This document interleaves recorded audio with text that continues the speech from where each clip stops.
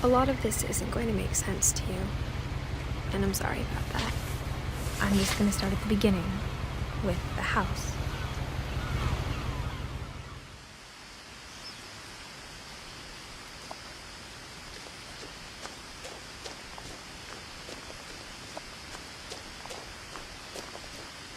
I lived here until I was 11, but I wasn't allowed inside half the rooms.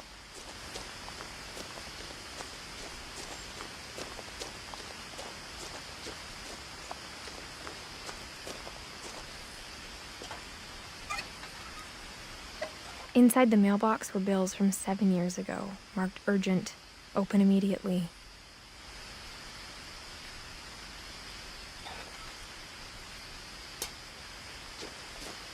I hadn't been back since my brother Lewis's funeral.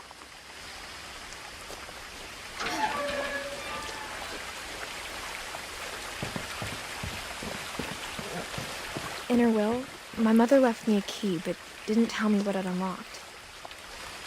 Maybe she thought I'd know, or she thought that the mystery would be enough to bring me back.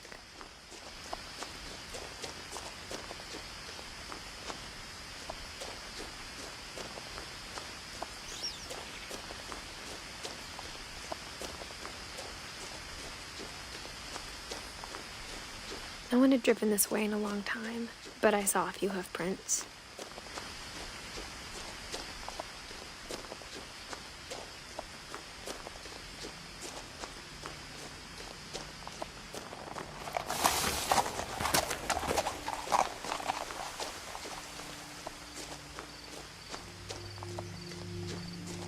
The truth is, even after I inherited the house, I never thought I'd come back to it. But now I had questions about my family that only the house knew the answers to.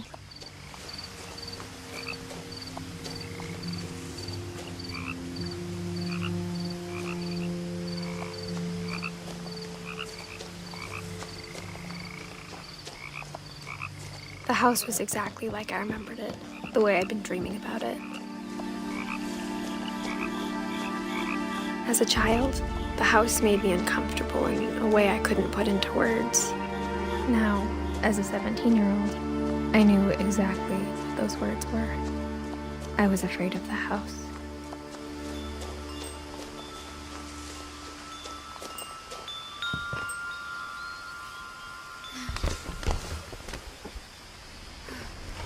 Crawling through the doggy door used to be a lot easier when I was 11.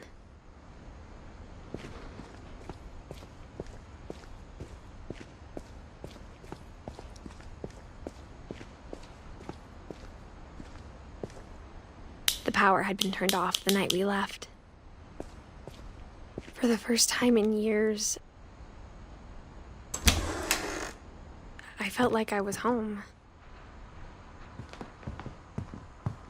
But instead of a family, there were just memories of one.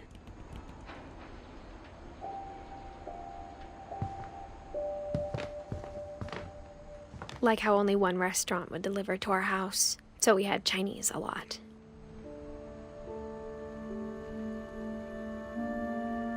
Or how after Lewis started working at the cannery, we all got sick of eating salmon. Except our cat, Molly.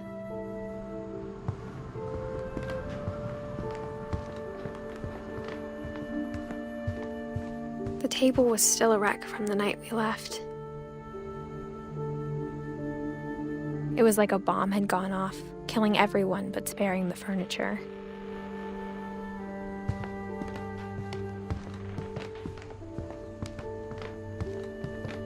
My mom was the only one of us who could imagine Great-Grandma Edie living in a nursing home.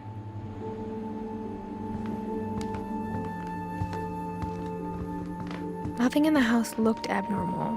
There was just too much of it, like a smile with too many teeth. Even the fireplace had a story. Edie told me the bricks came from the original house, after it sank.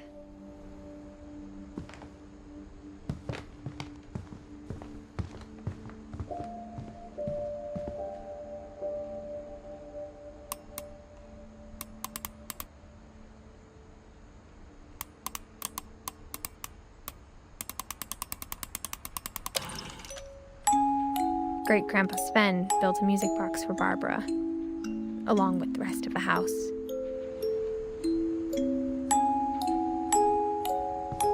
Mom always told me to stay out of the basement, so I wasn't too surprised when the key didn't fit.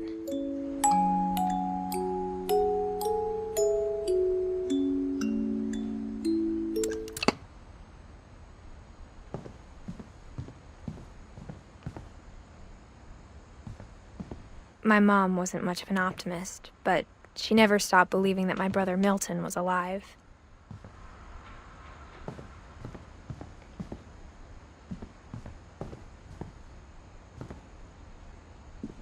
After Milton disappeared, Mom sealed up all the bedrooms. Then Edie retaliated and drilled peepholes. I spent a lot of time playing in Great Uncle Walter's room. I think my mom sometimes regretted not sealing it up. Louis told me there were secret passages, but I never believed him.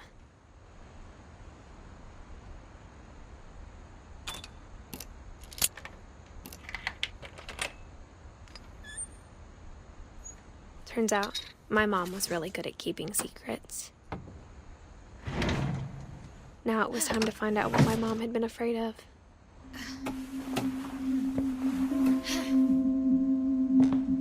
Reading this, maybe it sounds like I had a plan, but I had no idea what was behind that door.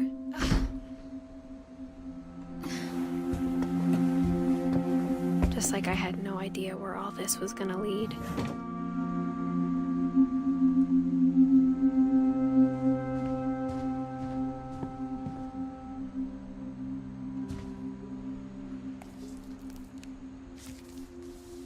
December 13th, 1947. Dear Diary, I'll be gone soon, but I wanted to tell somebody about what's gonna happen. It started when Mom sent me to bed without dinner. I woke up and I was starving, so I looked around for something to eat. The gerbil food was dry, but I didn't mind it.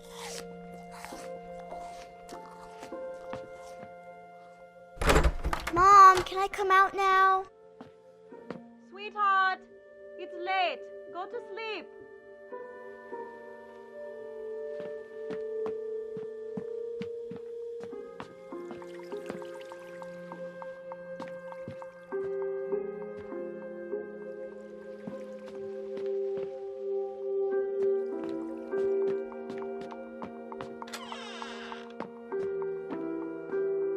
I kept eating and eating.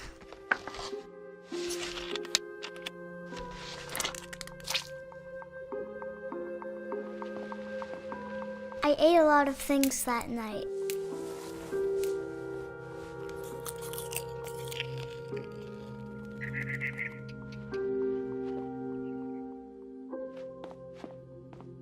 Then I heard chirping outside my window. My Halloween candy was all gone.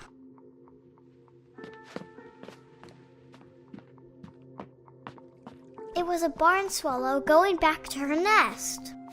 I reached out for her.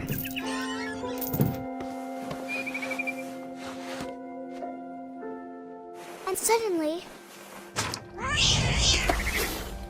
I was a cat.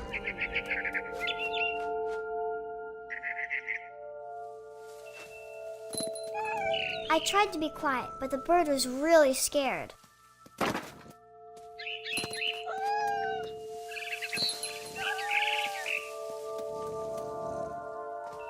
Mom and Dad didn't even look at me.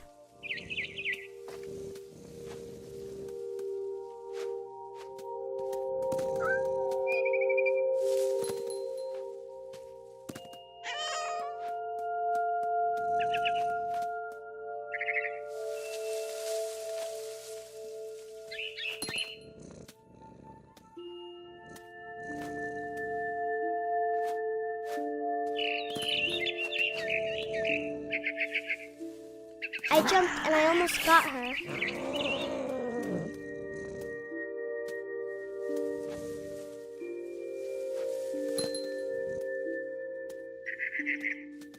I could tell she was getting really tired.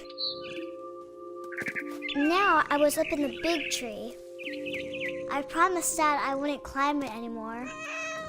All I cared about was eating that mama bird. I gobbled her up. And suddenly, I was an owl. First, all I heard was the wind. Then I heard little teeth nibbling in the grass.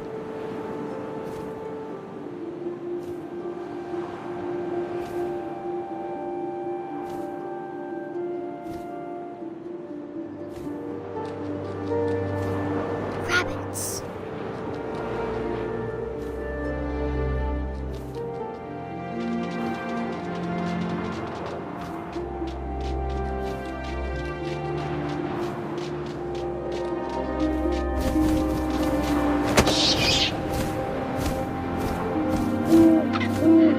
His face looking up and seeing mine through my talons. I swallowed him up, and I didn't chew one bit. Then I flew off to find something bigger.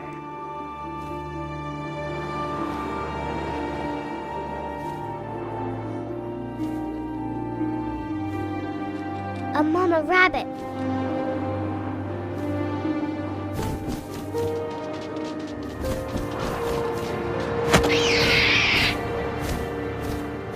She was almost too big to carry. I started choking, but I couldn't stop eating. And suddenly, I was a shark.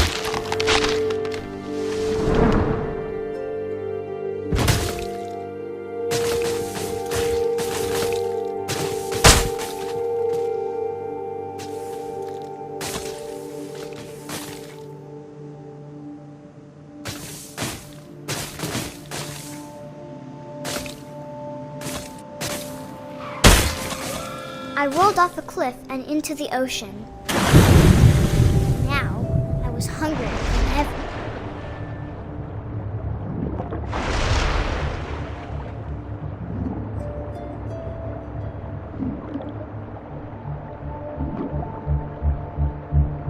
I wanted fat, juicy seals.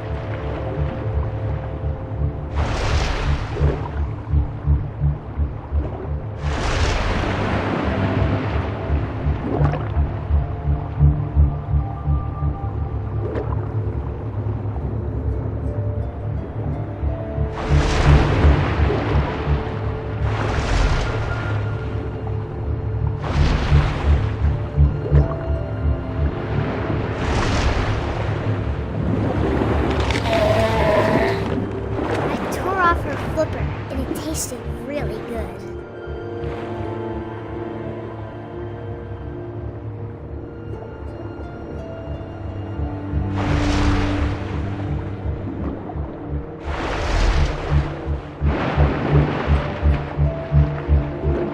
I grabbed on tight. When I was so hungry, I jumped out of the water. When I opened my eyes, everything had changed.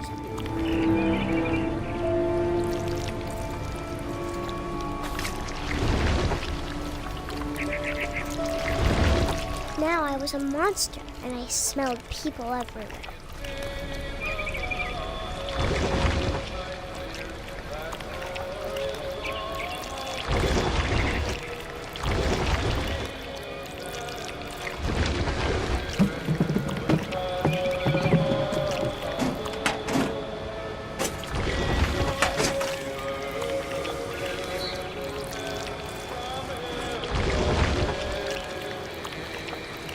I was big, but I moved real quiet.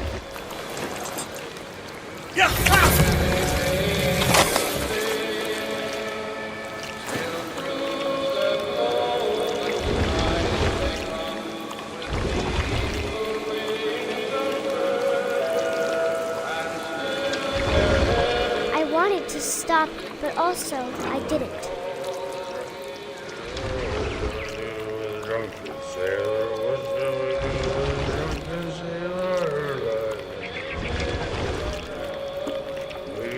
Belly was rusty, his belly was rusty.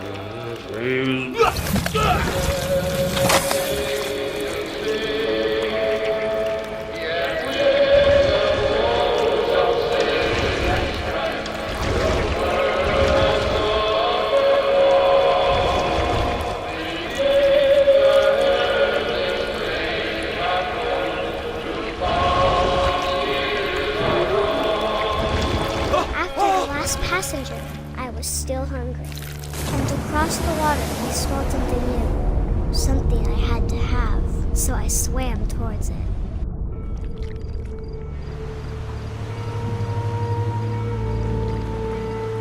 I slithered onto the sand, and the good smell went into an old pipe.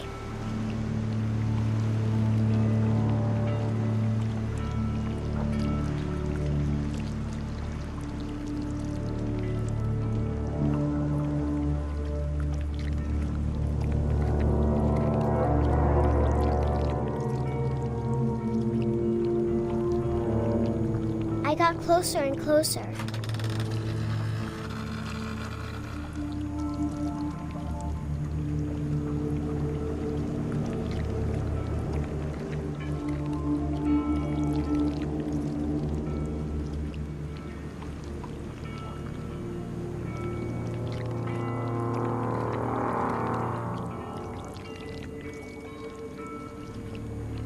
All my stomach started growling. And suddenly, I was me again. I held my breath for a long time, but I couldn't hear anything. I think it's waiting for me to fall asleep. But it's not going to wait much longer. It needs to feed, and we both know I will be delicious.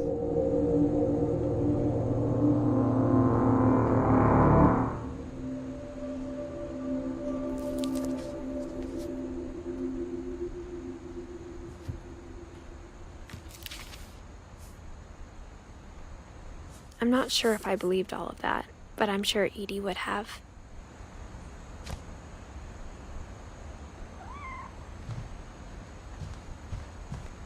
I can't describe it, but I felt like some part of Molly was still here. I grew up looking at Molly's room through the peephole. Molly's gerbil had a tiny bedroom with its own even tinier gerbil cage.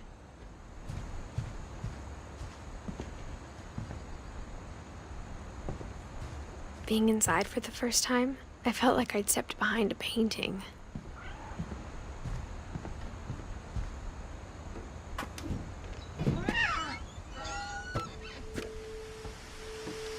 This will be obvious later, but my mom never told me any of these stories. Edie would have, but Mom didn't like bringing up the past. Though, when we adopted a stray kitten, she was the one who named it Molly. I spent a lot of time in Great-Grandma Edie's room. Her room was like a museum. For 500 years, the Finches have been famous throughout Norway for their fortune and misfortune. Odin Finch buries the latest victims of the family curse, his wife Ingeborg and their newborn son, Johan.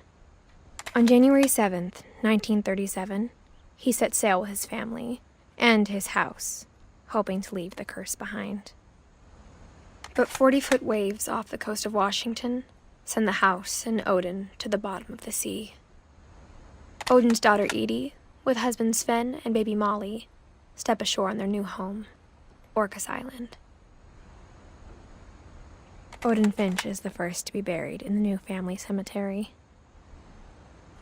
His daughter Edie is already dreaming of a new Finch house.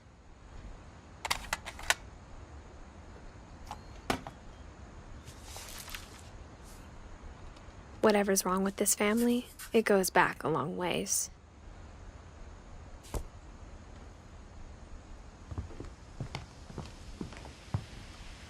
Louis died a week before we left, but Edie had already started to memorialize him.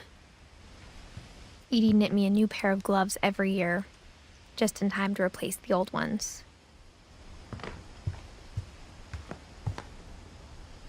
When Edie told people Sven was killed by a dragon, she could also have said he was building a dragon-shaped slide that collapsed. She could have, but she didn't.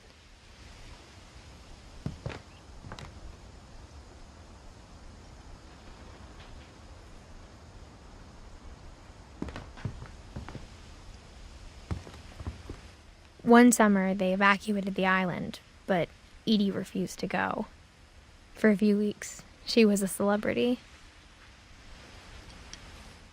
I hadn't thought of myself as Edith Jr. for a long, long time.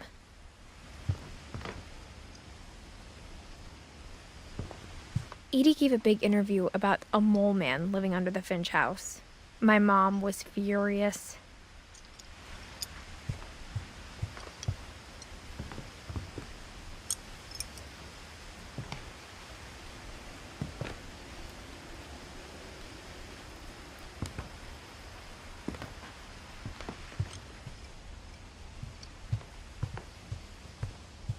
Even in her 90s. Sometimes Edie seemed a lot younger than my mother.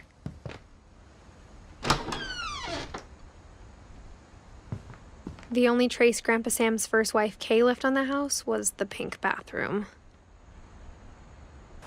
It was a pretty big trace.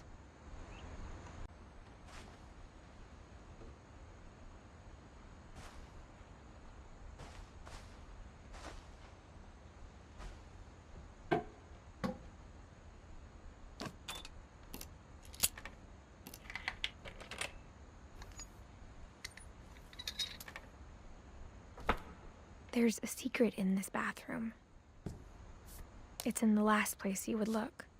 It isn't in the cupboard. It's hidden in this book.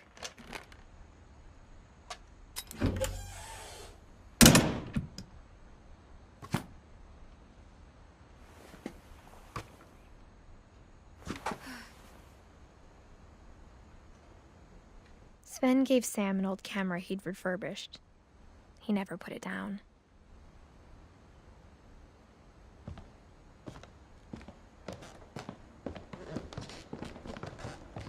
From the paintings on the wall, it was clear my brother Milton had been here before me.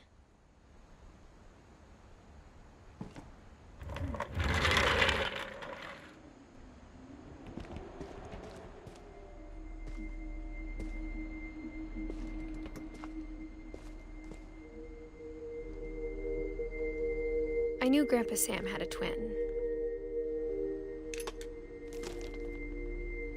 And that he never talked about him. I guess my grandpa didn't like history any more than my mom did.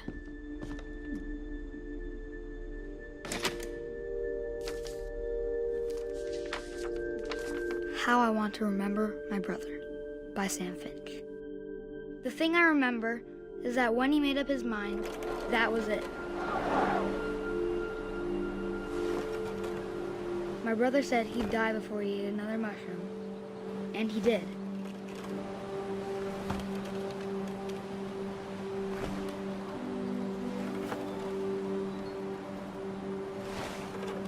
At Barbara's funeral, we swore we'd never be afraid again, and he wasn't. I think Calvin always wanted to fly.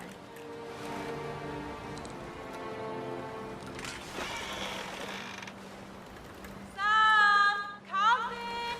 Dinner's ready! Coming! But that day, he finally made up his mind to do it. I told him going around was impossible. Maybe if I hadn't said that.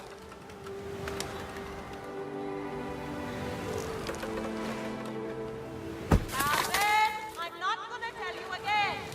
Maybe if the wind hadn't picked up. Then maybe he'd still be here. But I doubt it. I think he'd already made up his mind. That's what I want to remember about my brother.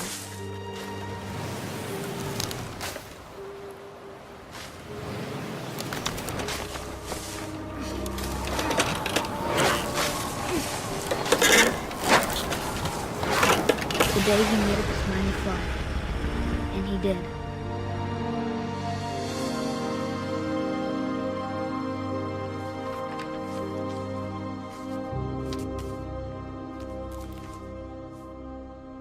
Calvin's story felt strangely familiar. When I was younger, I remember trying to do the exact same thing.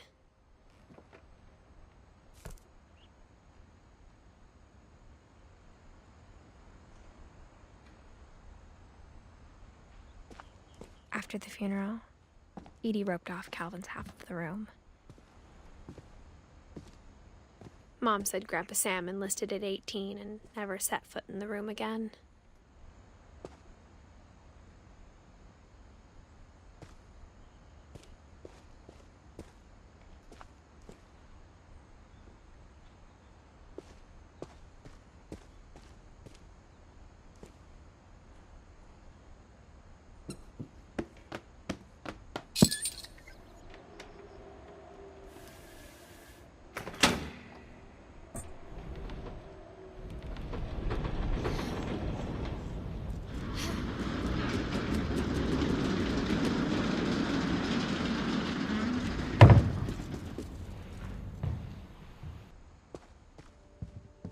The passages were a pretty tight fit.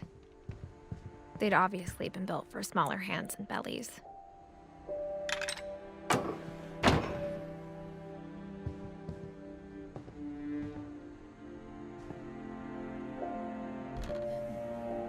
Barbara was a child star for 2 years, until America grew out of it.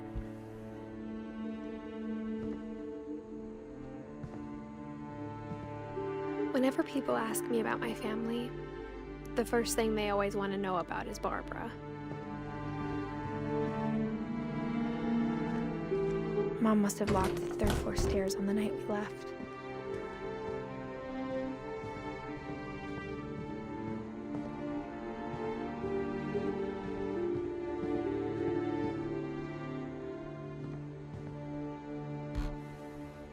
As a kid, I just assumed every house had peepholes and sealed rooms you weren't allowed inside of.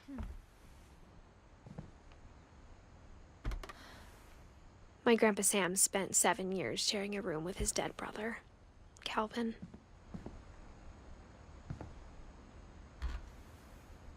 The last time I was in Edith Sr.'s room, I was 10 and she was painting my portrait.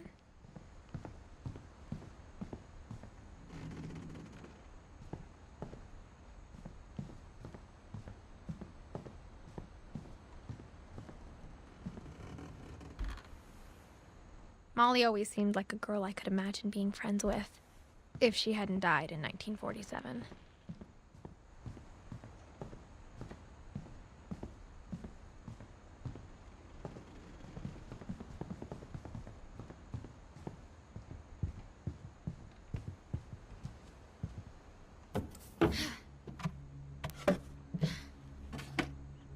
Growing up, I always thought of Barbara as a child star.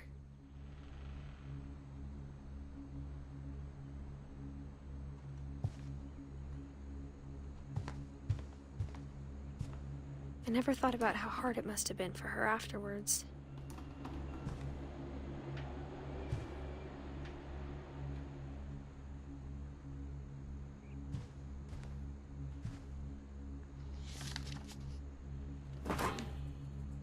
Of all the stories people wrote about Barbara's death, I'm surprised Edie saved this one.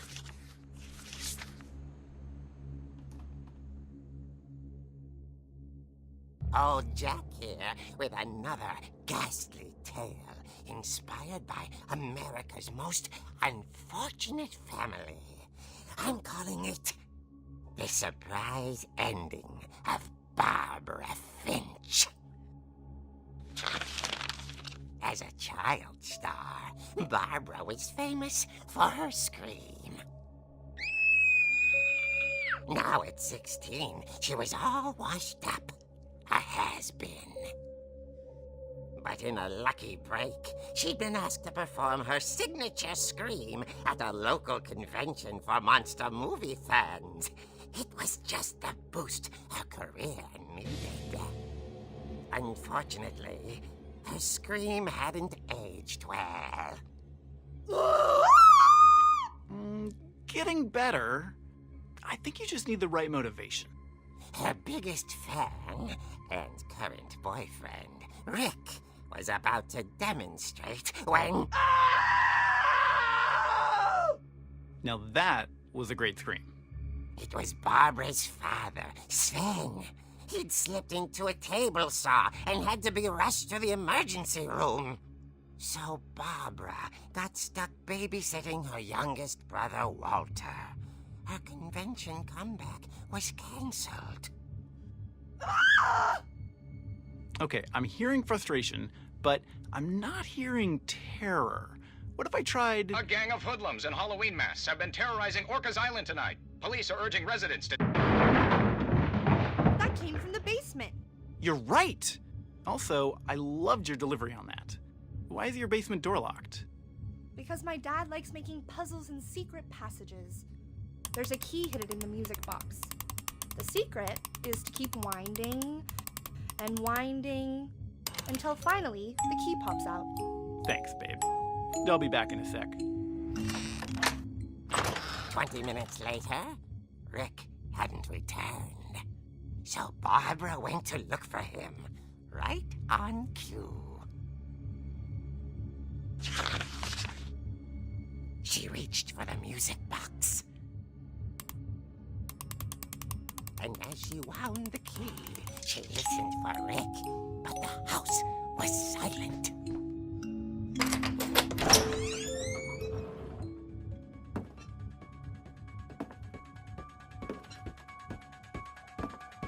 She found Rick's crutch and imagined the worst.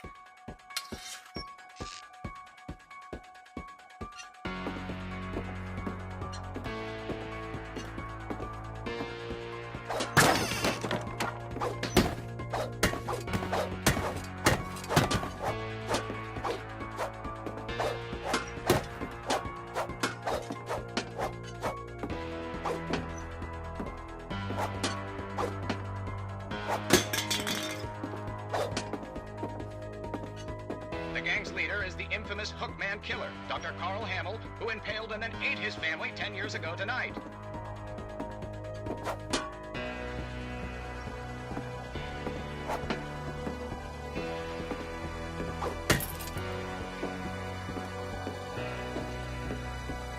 The old fridge rattled and grew still.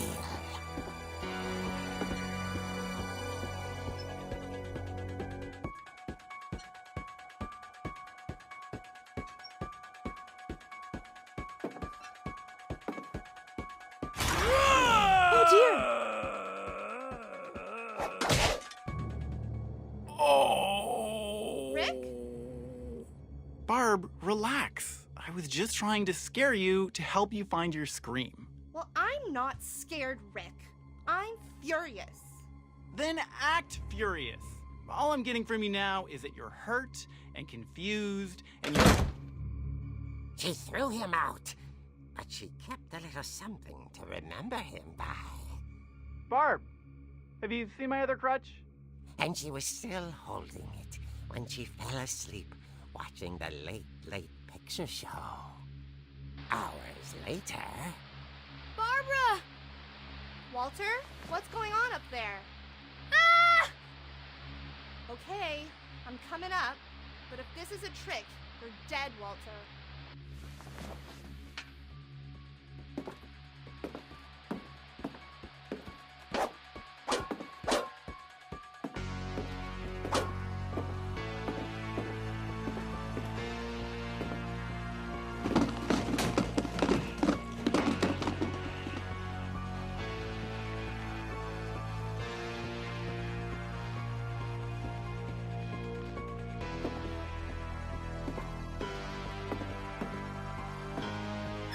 Walter, are you there?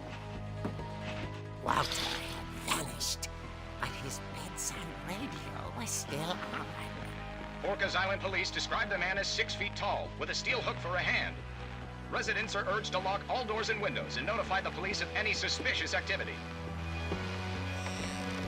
Barbara turned, saw the hook man, and was speechless.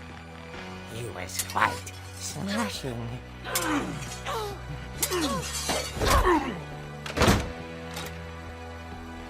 he was. He couldn't get enough of Barbara. Okay, Barbara, there's gotta be another way out of here.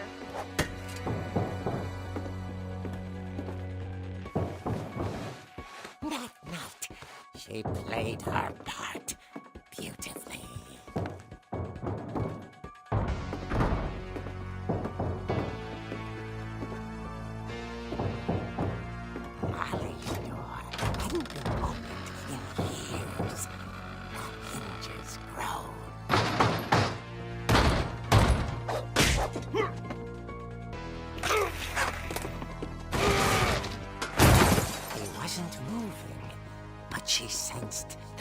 story might not be over yet.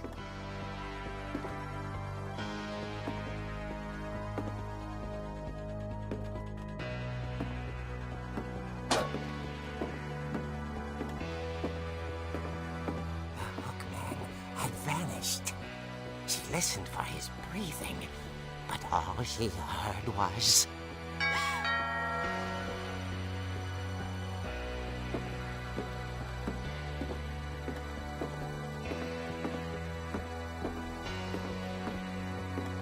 Someone at the door was dying to speak to young Barbara. At the door, she heard whispering. It was coming from inside the house.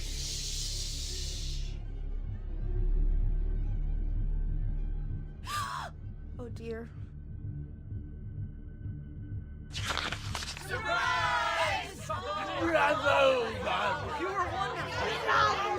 The monsters had come to surprise her. For Barbara, it was a dream come true. Then she saw what kind of monsters they were, and she realized what was about to happen. She was going to be famous. And with her final breath, Barbara Finch gave the performance of her life.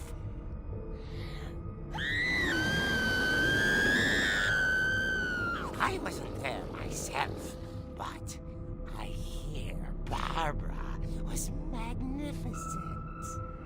Poor girl. She had a taste for stardom. But unfortunately, so did her fans. Of course, the police blamed it all on poor Rick, who disappeared the same night.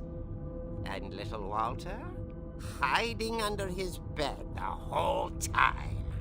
He took it all pretty hard, but that's another story. As for Barbara, tucked inside the music box was all they ever found of her. Her ear. Now that's what I call a real eerie tale.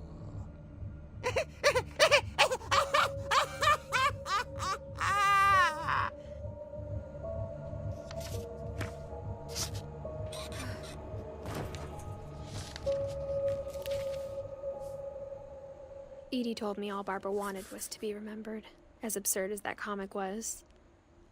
Maybe what Edie saw was a happy ending.